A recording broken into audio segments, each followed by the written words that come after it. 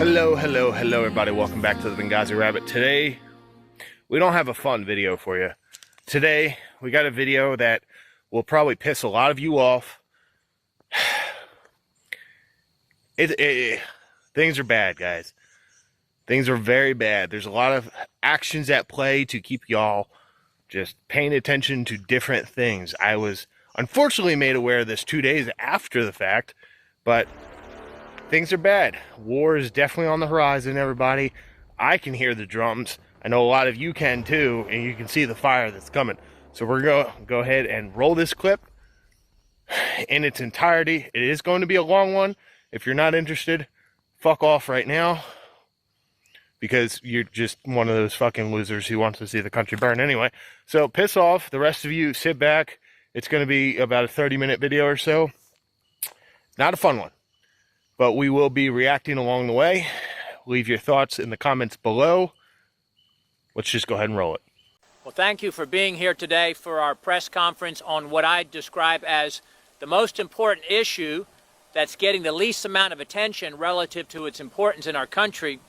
And like many other issues, we're going to be deciding on November 5 what kind of a country we're going to be, and it applies to this issue as well. President Trump had withdrawn the U.S. from the WHO, and of course the Biden administration, like every other disastrous decision they made, reversed those policies when the Biden-Harris administration got in charge.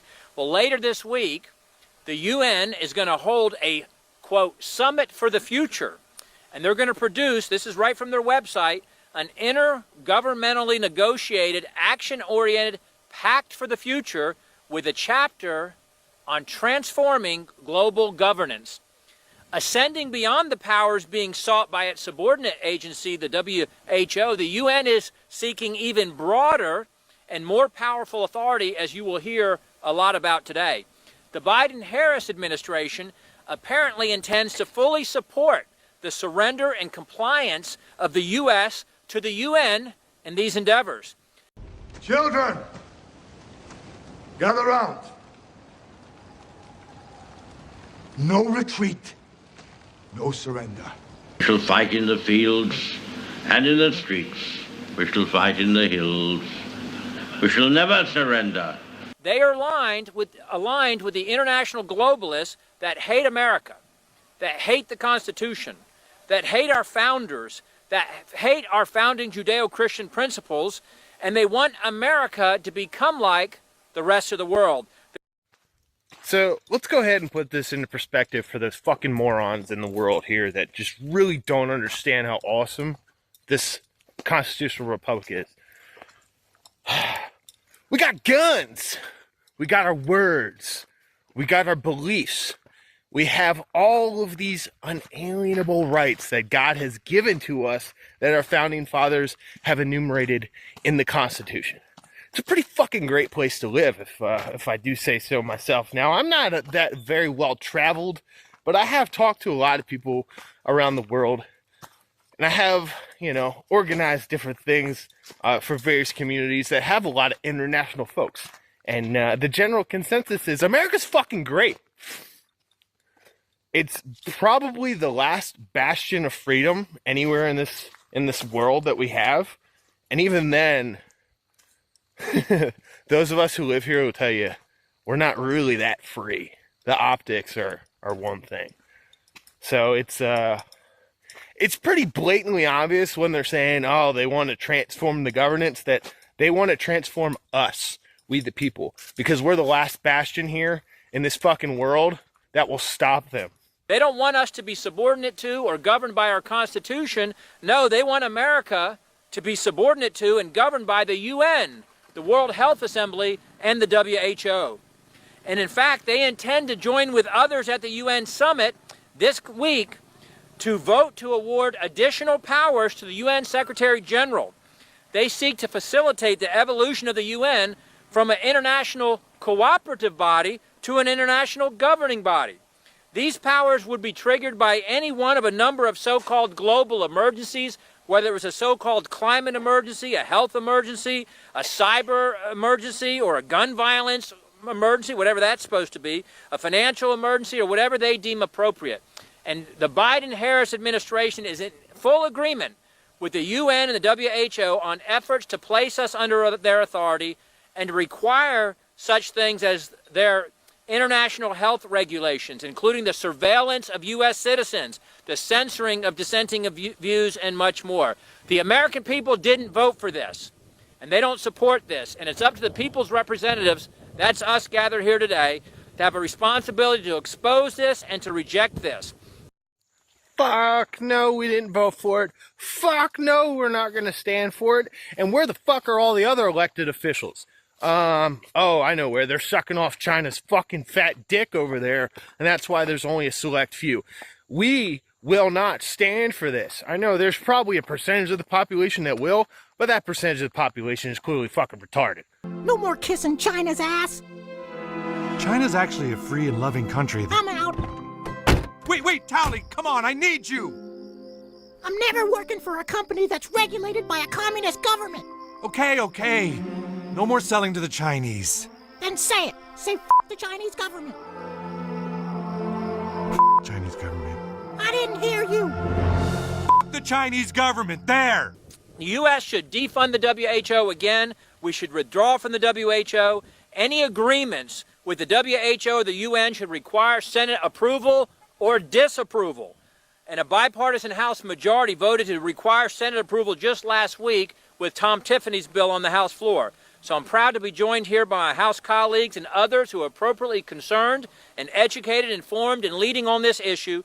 Again, this is the most important issue that's getting the least amount of attention relative to its importance and its impact on our country and on the American people. And with that, I yield to the gentleman from South Carolina, Ralph Norman. Thank you, Congressman Good. I want to thank Frank Gaffney, Tony Perkins, all my colleagues for taking a lead role in this. As Congressman Good said, this is probably, other than our financial crisis this country's in, the most important issue to call attention to. At this point, fuck the financial crisis. This issue is probably the most important issue to face our constitutional republic at the moment. If the UN and the WHO want to go ahead and vote on all this shit on behalf of us, we the people, they don't even fucking live here, they're not even part of our fucking republic. Not only do we need to withdraw, we need to burn the motherfucking thing down. Alrighty, let's see what kind of... Burn it down! Burn it down, dude!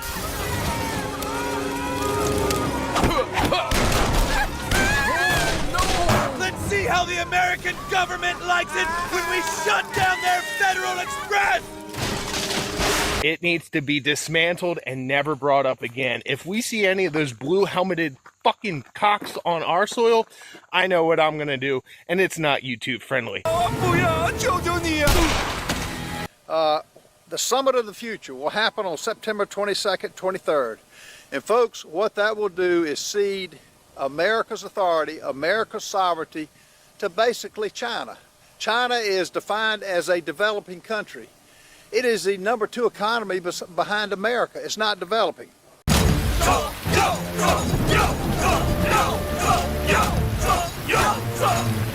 It will cede our decision-making ability to China. That's what you need to know. Let me read out what the Secretary General, Antonio Guterres, his policy brief 2, issued on March of 2023. I am a proud member of the Communist Party. The party is more important than the individual.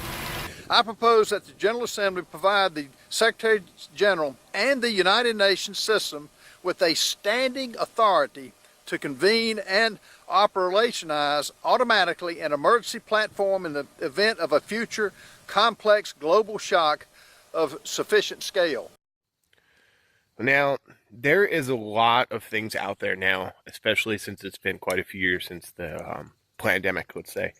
There's a lot of things out there now that not only exposes, but directly confirms that the pandemic started here. I'm not going to go into any more details about that on this video, but it definitely did not happen in China. So, they're saying a more thing coming, right? Well, they're just planning for what's going to happen in the future because they know what's going to happen because they're the ones doing it. Guess who determines that? The World Health Organization. It reveals in their definition, a possible global shock, including large-scale climate or environmental events, determined by who? The Secretary General.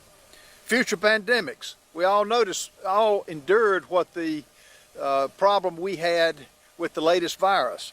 High-impact events, involving a biological agent, determined by who? The World Health Organization. Disruption of global flows of goods, determined by who? Not America, but the WHO under the Secretary General. You know, that last one there, the disruption of goods, that's a pretty significant one to say, because that's one that they've worked on numerous times over the past few years. Now, this can definitely go into the conspiratorial realm, but how many ships have we had, incidents with? How many different infrastructure problems have we had problems with?